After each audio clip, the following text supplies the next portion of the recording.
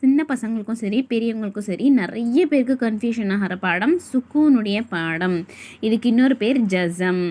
ஜசம் சைடில் எழுதி வச்சுருக்கேன் பாருங்கள். ஜசம் கூட சொல்லலாம், சுக்கூன் கூட சொல்லலாம். இதோட சிம்பிள், இதோட குறியீடு எப்படின்னா சி போடுவோம் இல்லையா, அந்த மாதிரி ஆப்போசிட் சைட் சி போட்டால் எப்படி இருக்கும், இந்த மாதிரி வந்திருக்கும்.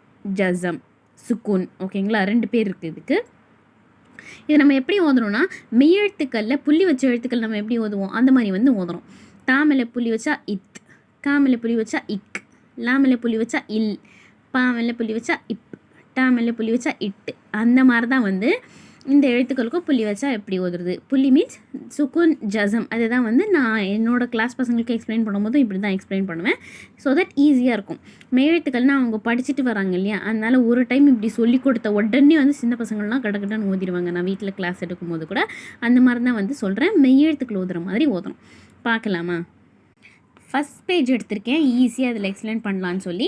இந்த அலீஃபை விட்டுருங்க. நம்ம என்ன சொன்னோம், அலீஃப் மேலே ஏதாவது சிம்பிள் இருந்துச்சுன்னா அலீஃபும் ஹம்சா மாதிரி சொன்னோமா, அதனால் ஹம்சா வரும்போது அதற்கான எக்ஸ்ப்ளனேஷன் நான் கொடுக்குறேன். இது பார்க்கலாம். பா மேலே சுக்குன் ஜசம் சிம்பிள் வந்துச்சுன்னா இப்புன்னு ஓதுறோம். தா மேலே சுக்குன் ஜசம் சிம்பிள் வந்துச்சுன்னா இத். சா மேலே சுக்குன் சிம்பிள் வந்துச்சுன்னா இஸ். ஜீம் மேலே சுக்குன் சிம்பிள் வந்துச்சுன்னா இஜ். ஹா மேலே சுக்குன் சிம்பிள் வந்துச்சுன்னா இஹ். இஹ் அந்த சவுண்ட் வரணும். எக்ஸாம்பிளுக்கு நான் சைடில் வா எழுதி வச்சுருக்கேன் பாருங்கள். வா ஹா, வா ஹா ஜபர் வஹ். வஹ் வஹ் வெறும் காற்று மட்டும் வர மாதிரி. ஹாக்கு ஜபர் ஹான்னு சொல்கிறோமா, அது மாதிரி இல்லாமல் வஹ். கீழே எழுதியிருக்கேன் பாருங்கள், வடமொழி எழுத்து ஹா இருக்குல்ல, அது மேலே புள்ளி வச்ச மாதிரி எஹ் வஹ் அந்த மாதிரி ஓதுறோம். ஹா ஒரு ஃபேமஸ் தாலியா சொன்னோமா, இது எல்லா நிலைகளிலுமே தடிமனாக தான் ஓதுறோம். அதனால் எஹ் அப்படி ஓதுறோம். தால் தால் மேலே சுக்குன் சிம்பிள் வந்துச்சுன்னா இது. தால் மேலே சுக்குன் சிம்பிள் வந்துச்சுன்னா இது. ரா மேலே சுக்குன் வர்றதுக்கு சில ரூல்ஸ் இருக்குது. அந்த ரூல்ஸ் எஸ்என்எல் குரானில் கொடுக்கப்படலை.